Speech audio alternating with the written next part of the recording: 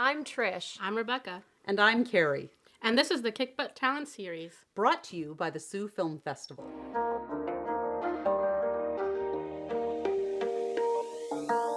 Hi, I'm Trish. And I'm Rebecca. In this episode, we sit down with Alex McCauley To discuss acting, guiding the talent of tomorrow, and other artistic endeavors. Enjoy. All right. Hello. Welcome to the Kickbutt Talent Series. Today we have Alex McCauley. Alex is an actor, director, a choreographer, and a dancer. She's the owner of Alaz, an entertainment company based in Canada, devoted to nurturing the talents of creative minds of young and upcoming artists. They strive to produce cutting-edge theater, new works, different art forms, and promote the true magic of the arts. Alexandra McCauley is the founder and creator. Born in Sault Ste. Marie, Alex is a recent theater graduate of Interlochen Arts Academy and is currently acting at the Royal Welsh College of Music and Drama. Welcome, Alex. Yay! Hi, Alex. Yay. Thanks for being here. Thank you for having me. So you're back in the Sioux. Is this your downtime kind Yeah. of season? Yeah. Just kind of visiting family, friends from back home, from being in Wales for the past year. Very cool. And you said we were talking before the cameras were rolling, and you said it's a bit of an adjustment because things like toilet flushers are different in Canada. Yeah, no, there's certain, different things that, you think you get used to by coming back home to, your hometown of so many years, but when being in a different country and surrounded by different cultures and just things like a button on top of a toilet or the clicker on the side, you just get really confused very easily. Well, and also, don't they call washrooms WC over there?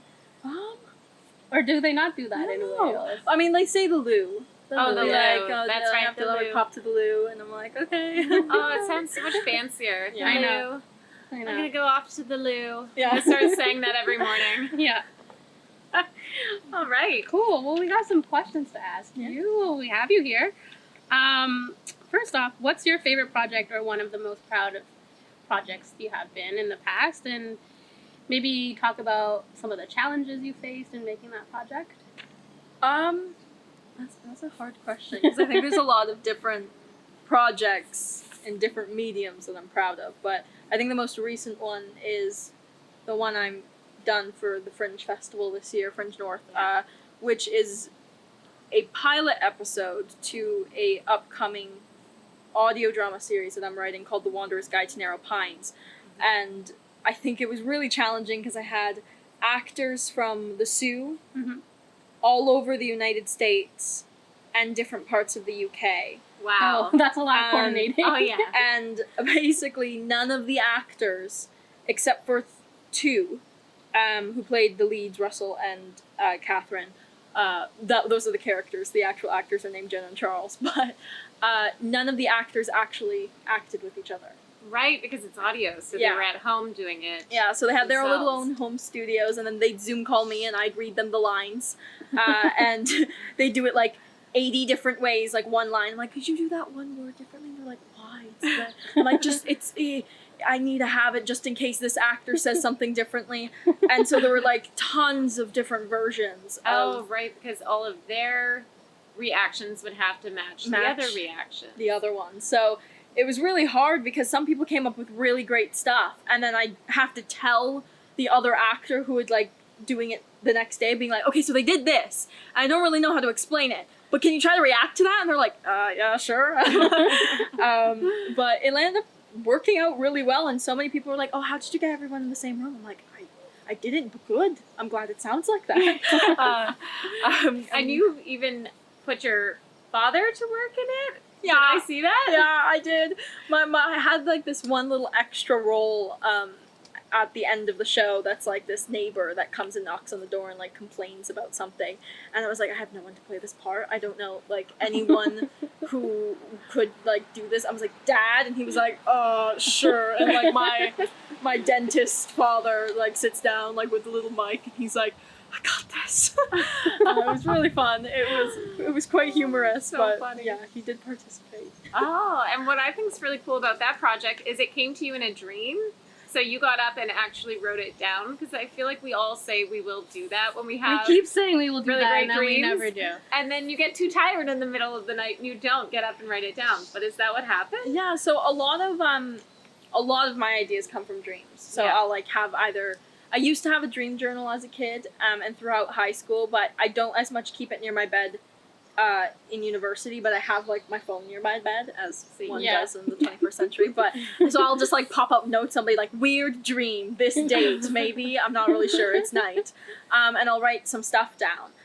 But yeah, I did have a dream about it and a couple of things about it, and I'm not sure if it was like the main idea or if I came up with the main idea while I was awake, and then I went to bed and had an awful nightmare, and I was like, oh, that's great, and I like wrote something down. But yeah, so I get inspired by a lot of my dreams because I suffer from really bad nightmares. So Yeah. a lot of like my weird, suspenseful, thriller, supernatural stuff will come from the nightmares I have. I mean, that's fair. Might as well Yeah.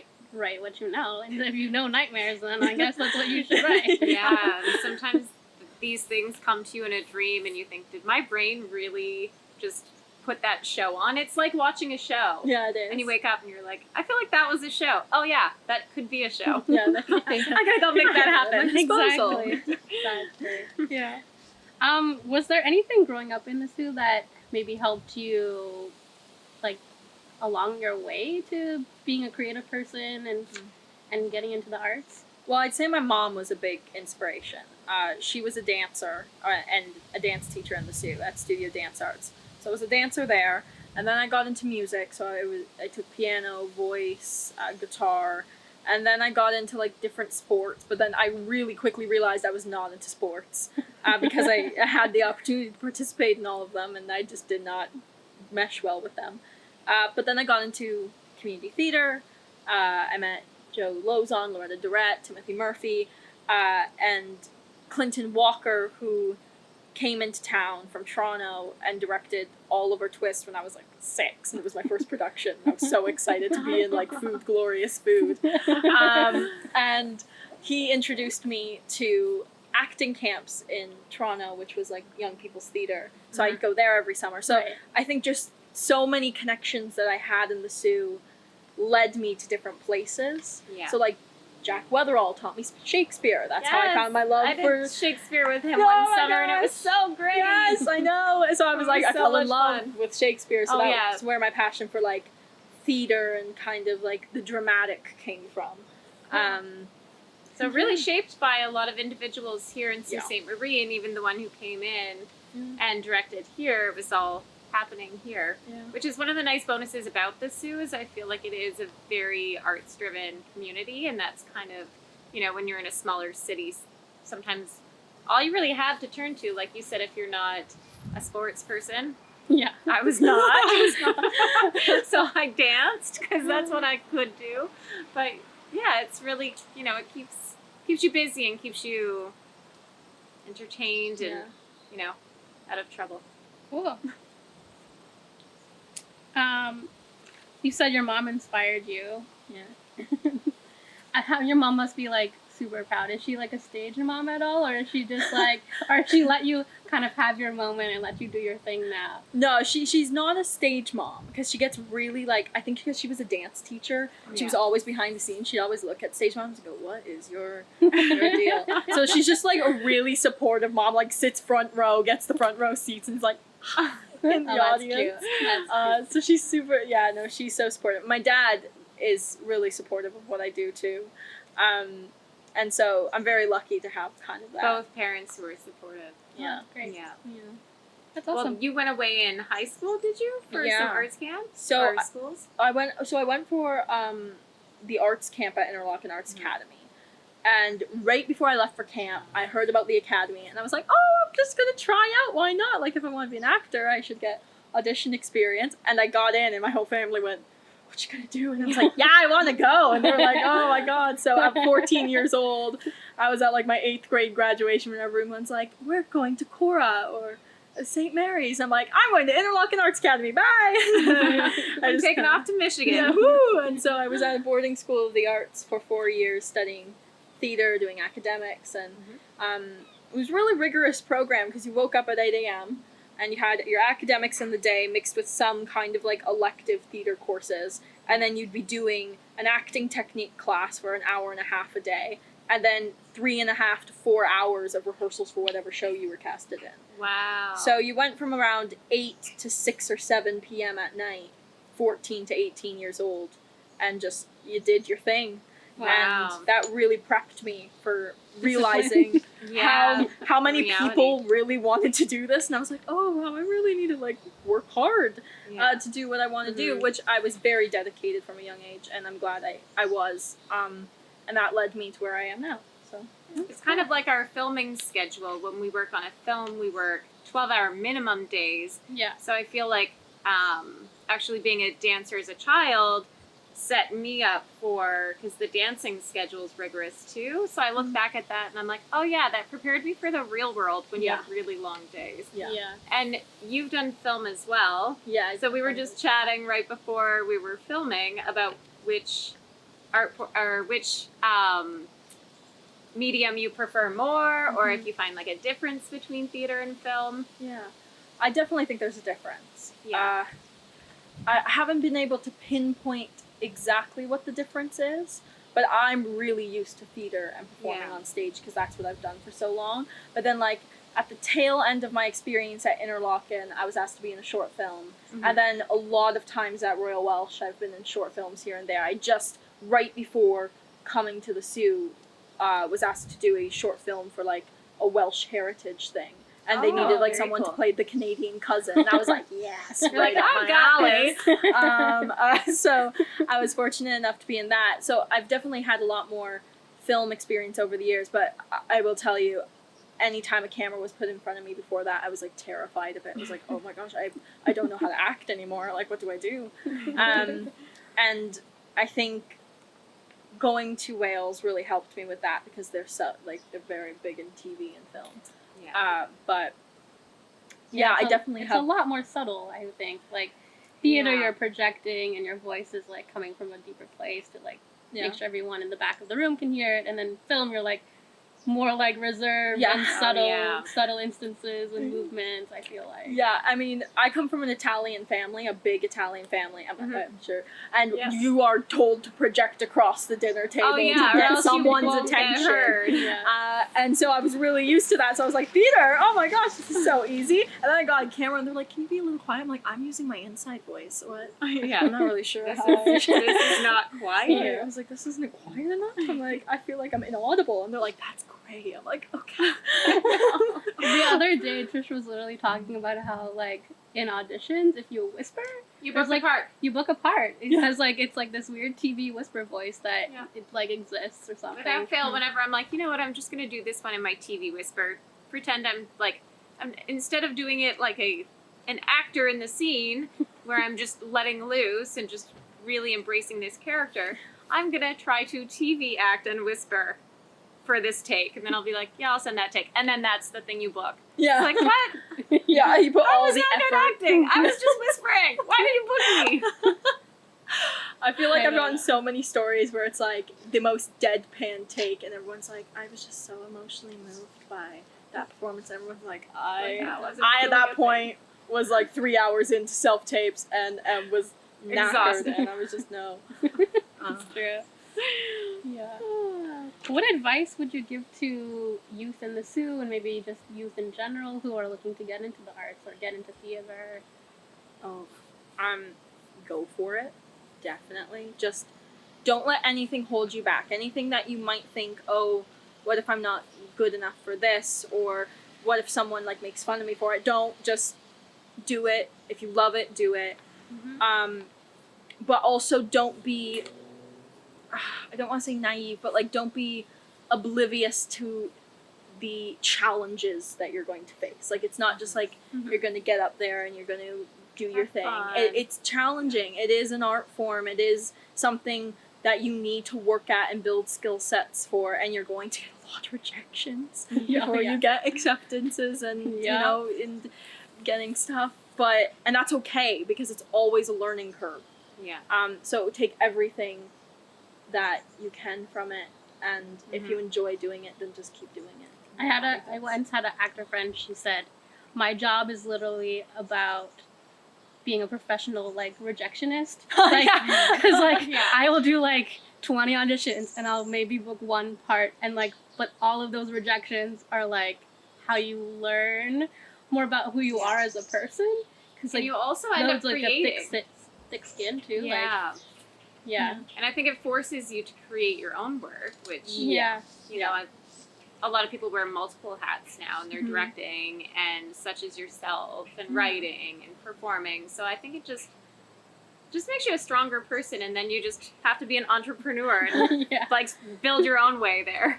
You're like, I want this role, I'm gonna create it for myself and write it, and get Yeah. up in the middle of the night and write it down and make it happen. Yeah. So what's the next step with the series to pitch the rest of the series? So I'm to be honest, I'm working on the next steps because I have some episodes like already lined up.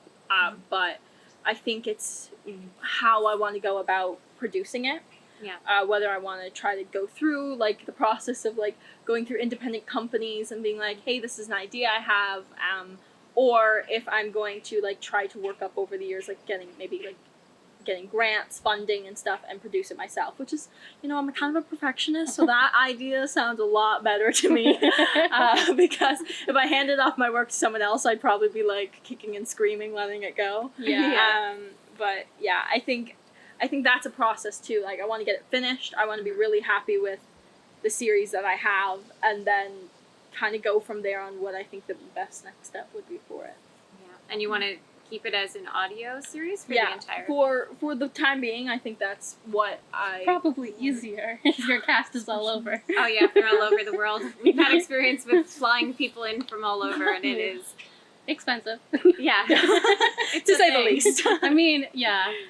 So, but I mean, podcasts are like the new radio, I guess. Because like Yeah. a lot of people, they're like, oh, I just pop on a podcast while I'm doing my Love it. thing, and so it's become like a new way to kind of unwind or Yeah. The new definitely. old way. yeah. It's like going back to radio. Yeah, But it for is. some reason now it's, I guess, just with technology and editing, it's much more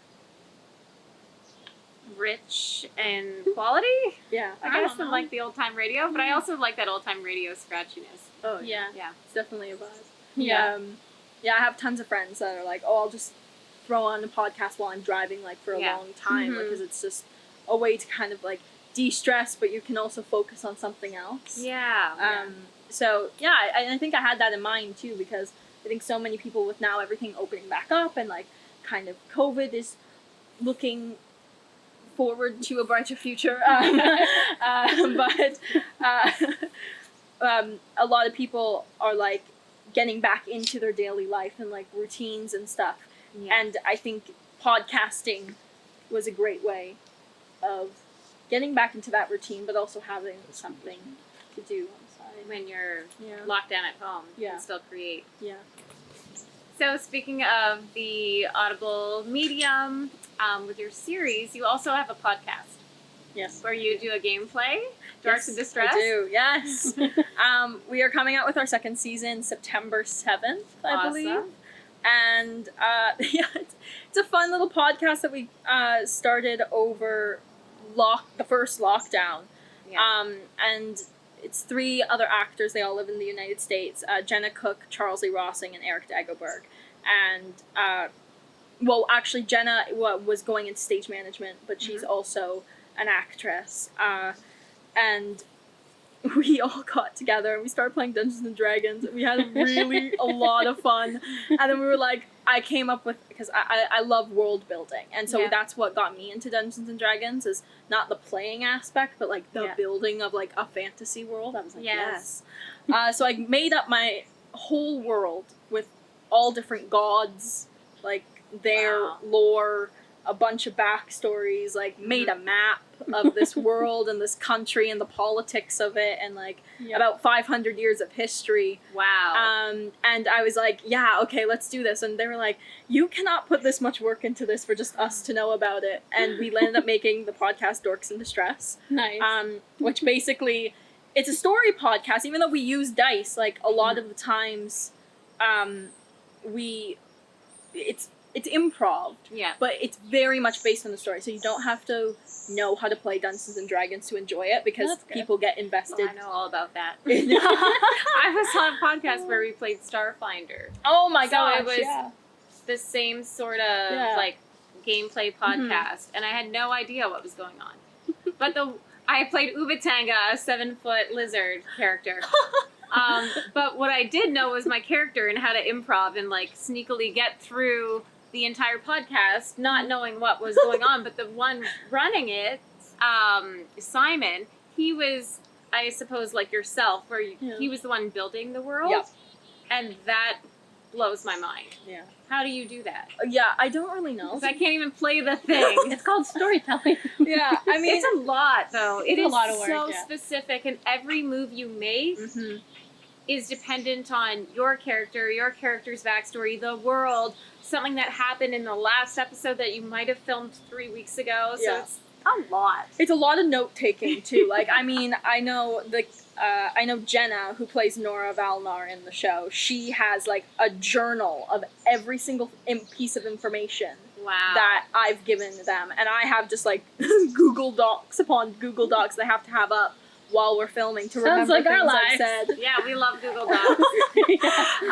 But yeah, no, I mean, it was challenging, and especially when we started filming the podcast, like my couple of days, I realized that, you know, it wasn't like like when you are a game master in something and you have like pre-done worlds, there's a lot of like kind of leeway where you can go back to a book and be like, oh yeah, okay, this is what it says, like I can do it. But when you make up a world, you do need to remember what you said All 5 the episodes rules. and go, oh my god, what did I say? What was that thing? Do I have to like scrap an entire storyline that I've been working on because I can't remember what I said? Oh, no. And it's just brutal sometimes. And then there's some, I remember at the very beginning of season 2, like a little spoiler, Yeah. I had this huge battle ready for the first episode, and they run away.